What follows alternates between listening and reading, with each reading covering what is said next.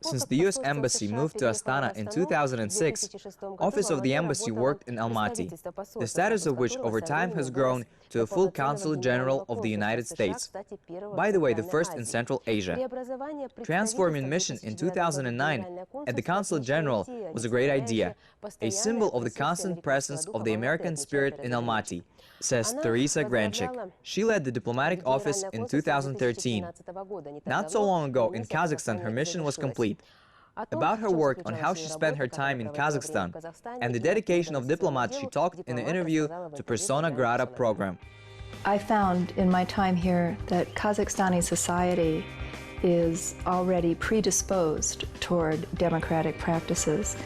There's a long tradition of tolerance, of accepting a variety of ethnic groups, and I think we all can agree that the key elements of a democratic society, open press, access to media, including non-traditional media, respect for human rights, are the fundamentals that both our country, my country and your country wish to pursue.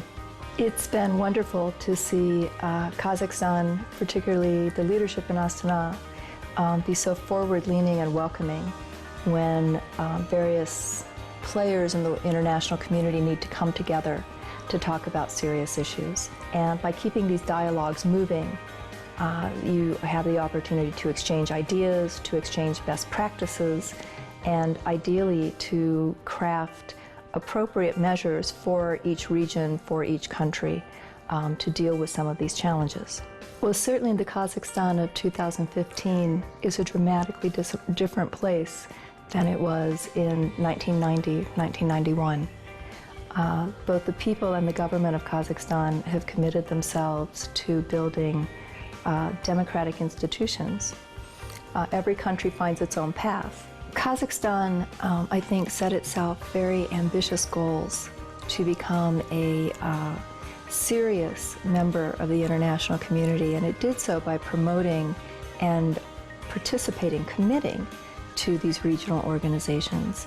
In addition to those you've mentioned, Kazakhstan, of course, was the chair in office of the OSCE a few years ago. Kazakhstan is sets a wonderful example for other countries in the region to make a commitment to multilateral cooperation.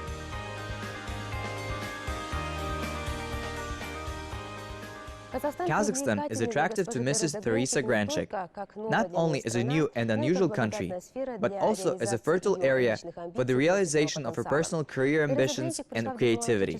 To the diplomatic service, Theresa Grenchik came at a young age, and it was a very interesting and productive career. And in this, the American diplomat considers herself lucky. For Theresa Grenchik and her colleagues, there is the task to keep the intended foreign policy direction. Answers to global challenges, threats to regional problems should be jointly sought and found. The diplomatic service has always been in demand, and now its importance is becoming increasingly high, assured the diplomat. I think one of the greatest qualities of a diplomat is that they need to be patient and they need to be flexible. Diplomats are often called to step into situations without deep preparation. So they need to be able to react to events quickly. We have been working together on a variety of topics, including security issues, working together on improving trade and commercial relations between our two countries, and also in expanding our relations on cultural and artistic levels.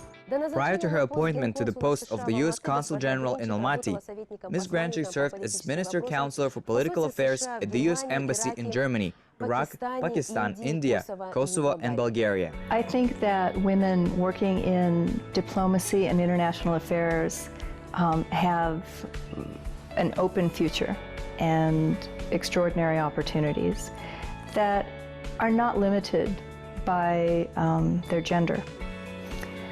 I've had the same question when I visited universities recently, and I hope that I help to give the young women who are studying in these areas confidence that if they're determined that they will be able to succeed in this profession. If you look at world leaders in international affairs, you see women everywhere. One complication is that each nation's diplomatic service is unique and operates under its own set of rules. A few decades ago, the United States Foreign Service had some very harsh rules about women, and including a rule that would require them to resign if they married. Those days are long behind us in the United States, and I'm confident that I am treated seriously and compete on an even playing field with my male counterparts. My first posting was in Sofia, Bulgaria, 20 years ago. And it was a time of great change for countries in Eastern Europe, and at the time, great economic difficulty. So I went through a lot with my Bulgarian colleagues and friends, and I learned so much on that tour. I have been drawn to assignments in a number of conflict zones, which is not necessarily the usual path for American diplomats. I've served in Kosovo right after the war there. I served in Pakistan. I've served in Iraq.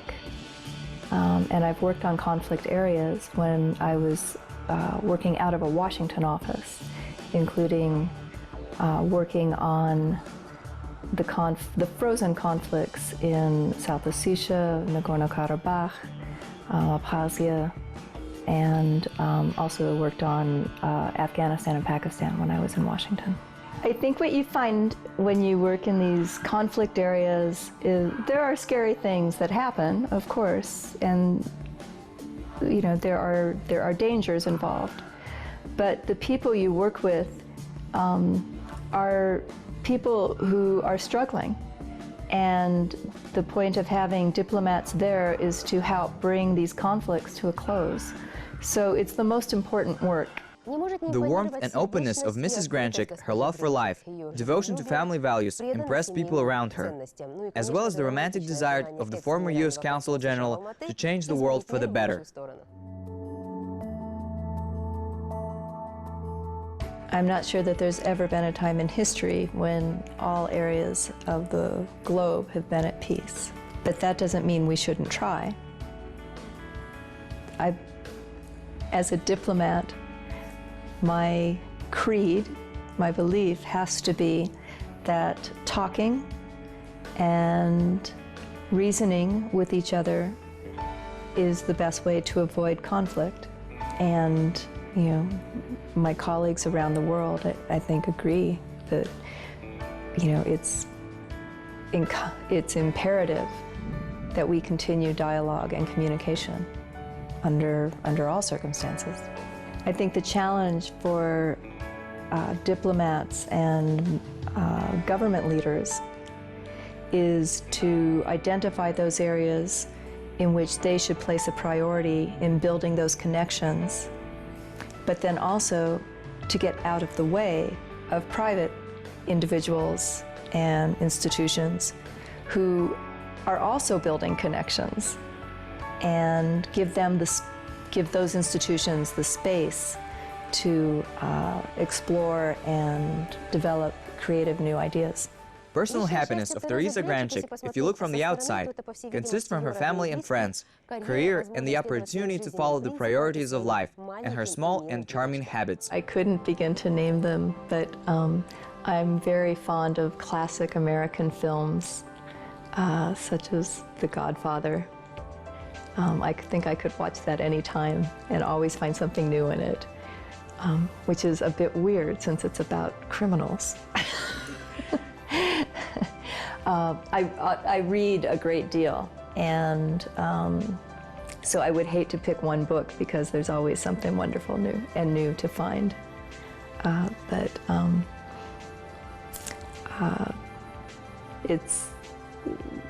So I'm always trying to find something new and not just keep going back to my old favorites. I do like cooking, although I don't cook very much on a day-to-day basis now, but I spend a lot of time reading recipes and planning menus. My favorite type of cooking is what we call Tex-Mex.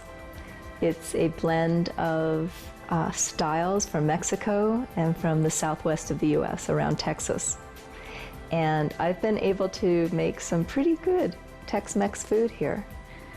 Things like enchiladas and tacos and chili con carne. Lots of good food. Con carne. Con carne. With meat.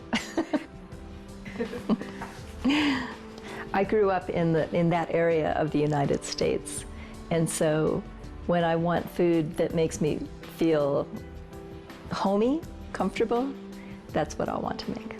Particularly where I grew up, it was a very small town in the mountain areas of Colorado. So very similar to Almaty in that sense. But because it was so far away from the big cities, it was, as a teenager, you felt like you were way behind the kids who lived in the city. The movies would take, a new film would take 6 months to come to my town. Television, there were only 3 channels at that time. There was no internet.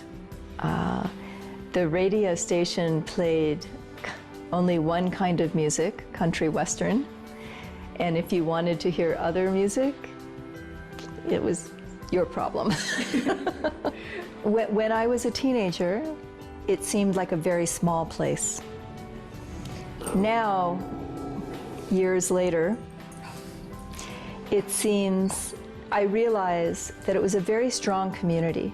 It was not a wealthy community, but people looked out for each other, they helped each other, and they put a value on education and on being a kind person. Many of the qualities that I draw on in diplomatic situations come directly from growing up in this very small town. First and foremost, my mission is to be a good representative of my government and to understand my government's policies and interests, and then to articulate them and explain them to the people I meet in Kazakhstan.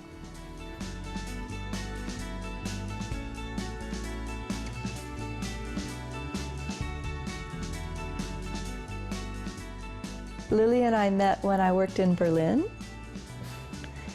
and